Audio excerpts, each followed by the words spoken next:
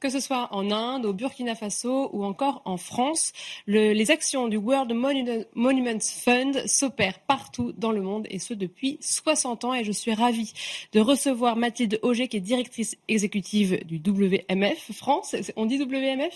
On dit WMF, c'est plus facile. Ça me simplifiera la vie. Bonjour, merci beaucoup d'être avec nous. Bonjour Sybille, merci beaucoup pour l'invitation. Alors si je retiens bien, c'est donc en 1965 que toute cette organisation a été créée. Est-ce que vous pouvez nous raconter quel était le constat de départ qui a permis tout ce développement ?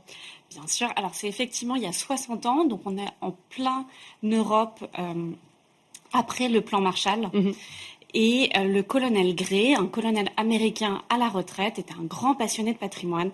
Il voyageait partout dans le monde et il a constaté dans différents endroits qu'il y avait vraiment besoin de sauvegarder de nombreux sites en péril.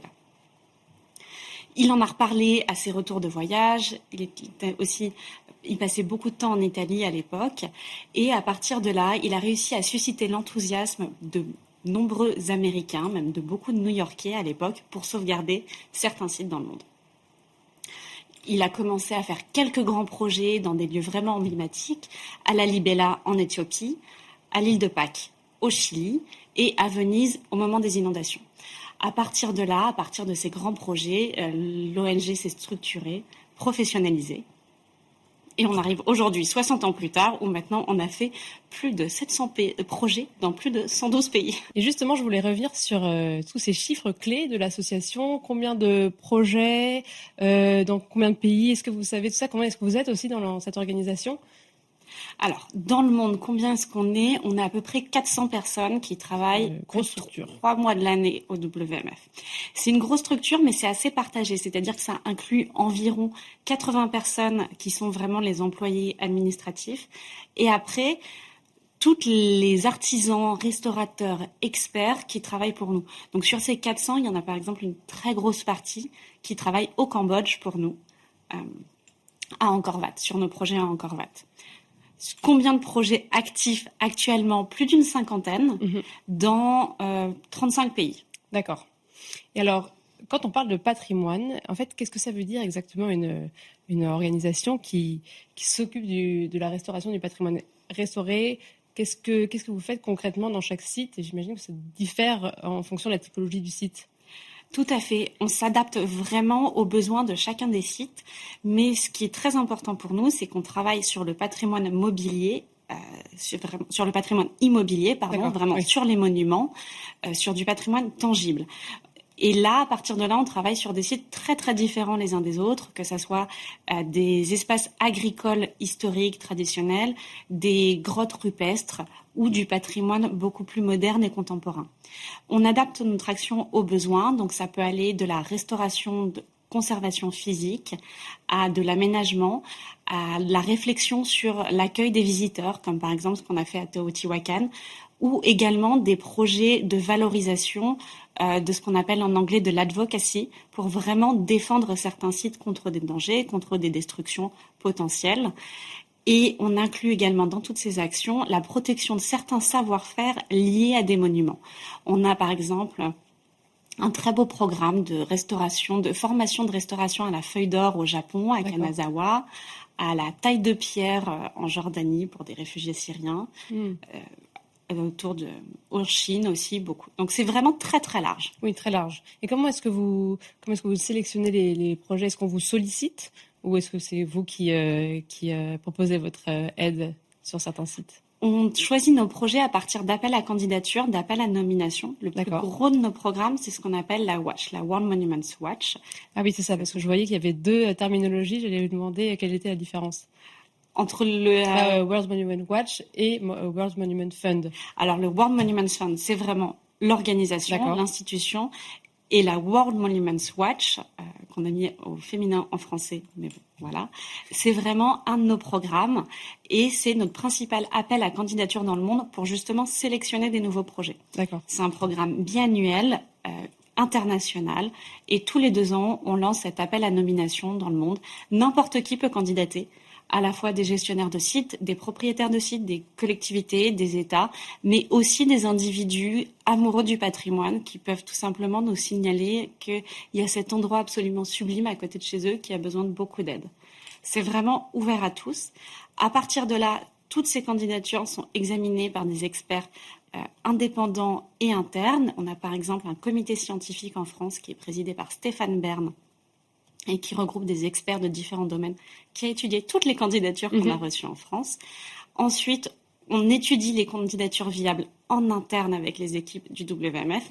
Et enfin, on les donne tous à un jury d'experts indépendants international et ce sont eux qui font une sélection drastique de 25 sites. C'est ça.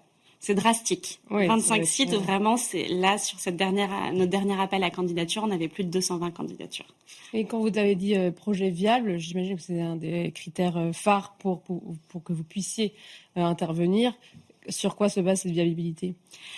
Sur des arguments physiques, tout simplement. Est-ce que c'est des endroits, par exemple, où on est en capacité d'aller ?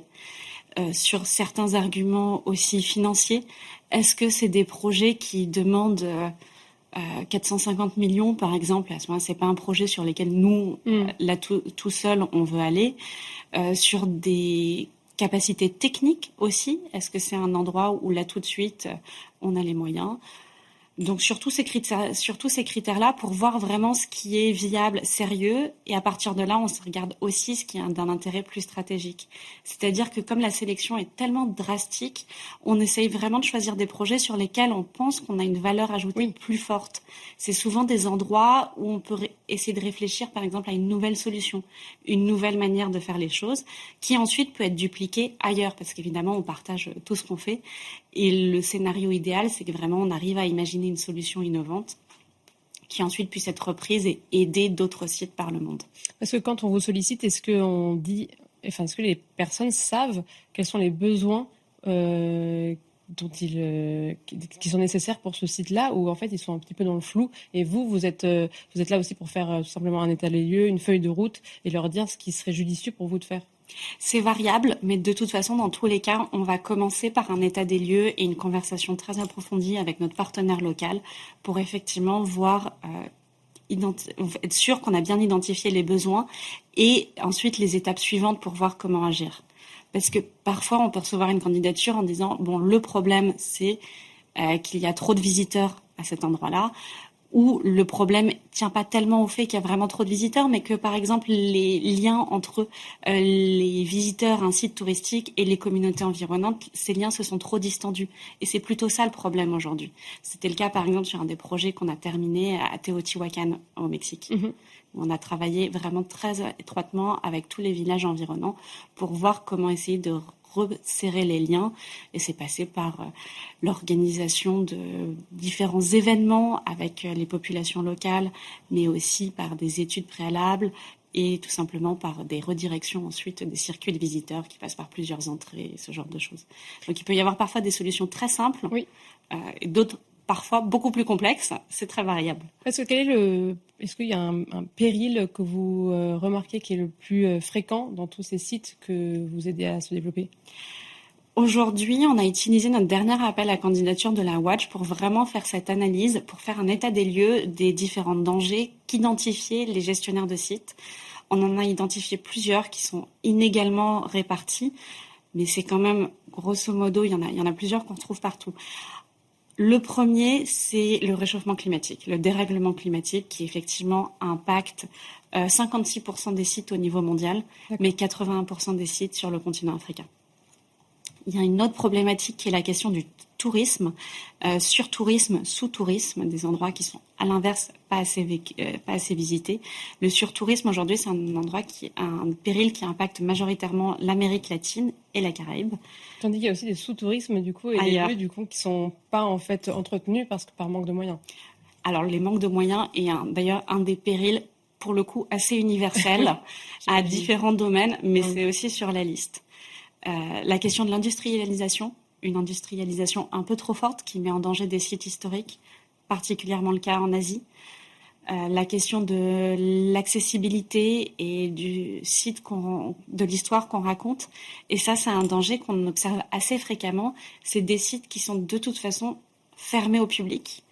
Et en fait, au fur et à mesure qu'ils sont fermés au public, s'ils ont un peu perdu leur usage, à partir de ce moment-là, plus personne ne voit vraiment comment les protéger au mieux. D'accord. Donc ça, c'est un point sur lequel on travaille beaucoup. Et c'est le cas, par exemple, du site qu'on a en France, la chapelle de la Sorbonne, qui est un site absolument somptueux au cœur de Paris. Mais comme il était fermé depuis 25 ans, aujourd'hui, l'enjeu, c'est vraiment de le réouvrir. Et oui, et d'attirer le public, d'en créer aussi tout un discours, etc. Et vous avez parlé un petit peu de financement. Comment ça se passe? Est-ce que vous avez des appels aux dons pour chaque projet? Comment est-ce que vous organisez tout ça? On a la chance de s'appuyer vraiment sur une philanthropie privée qui vient de différents univers, des individuels, des fondations, des entreprises. On s'appuie sur certaines grandes entreprises à différents endroits dans le monde. On travaille beaucoup avec TTS en Inde, Accor, le groupe français, nous accompagne aujourd'hui sur la Watch autour des questions du tourisme également. Et on fait effectivement des appels aux dons, des campagnes de levée de fonds sur chacun de nos projets. Une fois qu'on sélectionne un projet, on élabore un budget avec le partenaire local pour voir à peu près de combien est-ce qu'on a besoin. Et à partir de là, on commence notre levée de fonds. D'accord, mais donc vous avez quand même une certaine base financière d'année en année qui est assez constante et qui vous permet de vous projeter. Tout à fait. C'est variable et aujourd'hui on est plutôt dans une phase en expansion sur ces dernières années. Et on a la chance de pouvoir s'appuyer sur assez de gens qui nous soutiennent depuis longtemps pour être capable d'évaluer quand même en se disant bon, ça c'est un projet réaliste, ça c'est un projet qui l'est moins. Et en parlant de projet réaliste, vous avez proposé un projet sur la Lune. Est-ce que vous pouvez nous en dire un petit peu plus en terminant l'interview? Alors, le projet sur la Lune, effectivement, c'est un projet un petit peu différent. C'est notre projet qui est cette fois le WMF s'aventure dans l'espace. Alors, pour le coup, c'est vraiment un projet surtout autour de l'advocacy, de la protection de la Lune. C'est-à-dire que la Lune a un patrimoine déjà extrêmement riche, en fait, autour notamment de la base de la tranquillité, qui regroupe à plus de 80 aujourd'hui d'artefacts différents. C'est là qu'on a la première empreinte de pas sur la Lune. On a aussi un rameau d'olivier en or qui avait été apporté ici par Neil Armstrong. Donc on a beaucoup de choses. Simplement, la Lune n'appartenant à personne aujourd'hui, c'est difficile de le protéger juridiquement. C'est déjà classé comme un site historique par l'État de Californie depuis une quinzaine d'années. D'accord. Mais en revanche, il n'y a pas beaucoup de protection juridique. Et nous, on veut élaborer autour de la Lune un projet, un accord international pour protéger ce patrimoine, alors même qu'aujourd'hui, on est dans une phase où il y a beaucoup d'exploration privée, beaucoup d'exploration aussi d'États qui n'ont pas ratifié les différentes conventions sur la Lune. Donc on ne prévoit pas là tout de suite de développer beaucoup de choses comme ça. Touristique sur la Lune, non. Mais en revanche, une protection juridique, un peu sur le modèle du traité de l'Antarctique. D'accord. Merci beaucoup Mathilde Auger. Je rappelle que vous êtes directrice exécutive du World Monuments Fund France. Merci d'avoir été avec nous et merci à vous tous et tous de nous avoir suivis. C'était Arrêt Marché, édition Week-end.